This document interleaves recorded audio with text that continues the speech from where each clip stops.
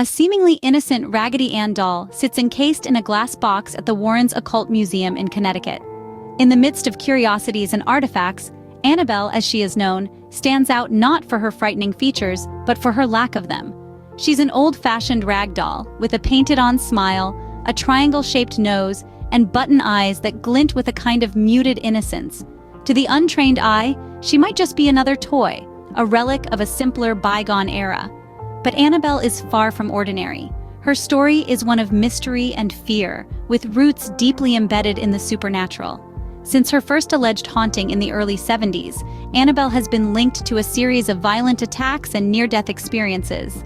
It's claimed that she is not merely a doll, but a vessel, a conduit for a malevolent entity with a terrifying agenda. Despite its cheerful appearance, this doll, known as Annabelle, is considered by many to be a vessel for a demonic presence. The first report of Annabelle's paranormal activity dates back to 1970. The doll was a birthday present to a nurse named Donna from two young women. This seemingly innocuous Raggedy Ann doll quickly became a chilling presence in their shared apartment.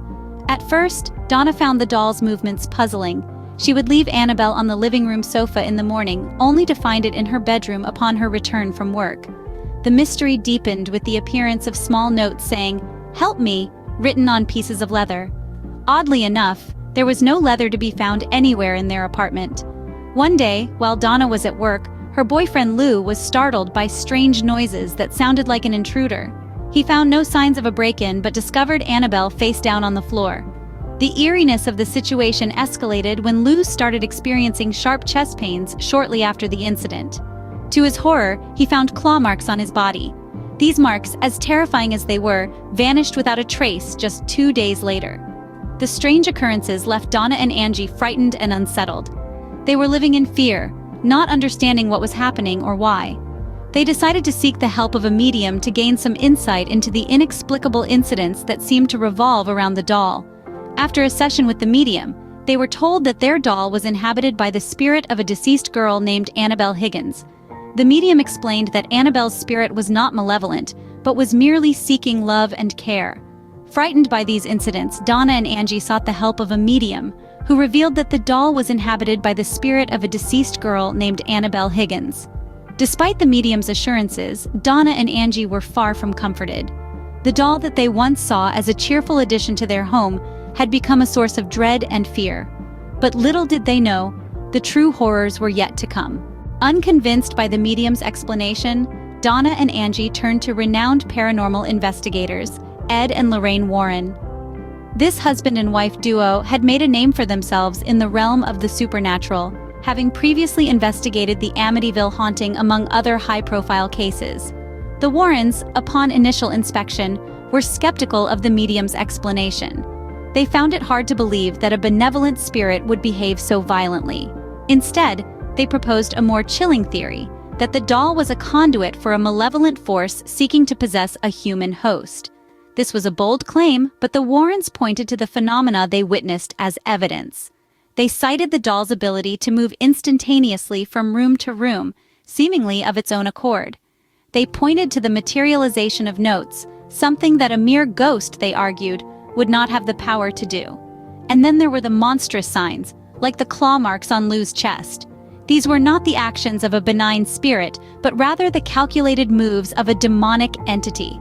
The Warrens were convinced that the entity within Annabelle was a demon, not a deceased child's spirit.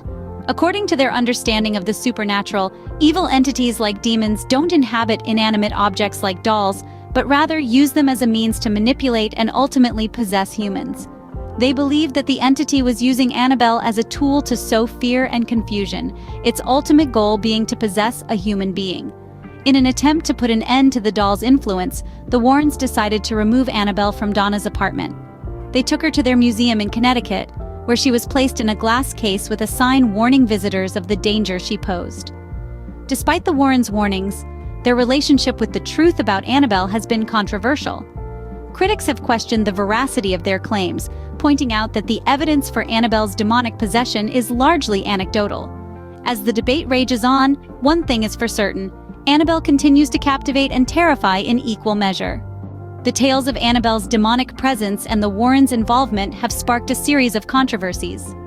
The year 2020 brought with it a whirlwind of rumors. Whispers suggested that Annabelle had somehow escaped the museum's glass case, causing a ripple of fear amongst believers. Tony Spera, the son-in-law of the Warrens, and the current caretaker of the museum, was quick to refute these claims. He released a video standing beside the infamous Raggedy Ann doll, assertively stating that Annabelle was still safely contained. Despite this reassurance, many have questioned the legitimacy of the Warrens' claims and Annabelle's story. Critics argue that the tales surrounding the doll are nothing more than elaborate hoaxes designed to attract attention and generate income. They point to the lack of concrete evidence and the convenient timing of certain events as indicators of deceit. However, believers counter these arguments, highlighting the consistency of the Warrens' accounts over the years and the sheer number of people who have reported strange experiences related to the doll. They argue that while evidence may be lacking in physical form, the multitude of personal testimonies provides a form of proof that can't be easily dismissed. The Warrens, for their part, have always maintained the validity of their claims. They assert that the world of the paranormal operates beyond the realm of conventional understanding, and as such, it can't be confined to the parameters of traditional evidence. This ongoing debate has done little to dampen the fascination surrounding Annabelle. If anything, the controversy has only fueled the intrigue, adding another layer to the already chilling tale. The doll continues to occupy a prominent place in the Warrens Occult Museum, drawing visitors from all over the world who are eager to catch a glimpse of the allegedly demonic toy. Despite the controversies, the story of Annabelle continues to captivate horror fans worldwide, leaving many to wonder if the doll is indeed a vessel for a demonic presence or simply a child's toy embroiled in tales of the supernatural. Thank you for watching our video on the chilling tale of Annabelle. We've explored the horrors, the hauntings, and the controversies surrounding this infamous doll, but now we want to hear from you. Do you believe in the demonic possession of Annabelle? Or do you side with the skeptics, dismissing these stories as mere folklore and elaborate hoaxes? We encourage you to dive into the comment section below and share your thoughts.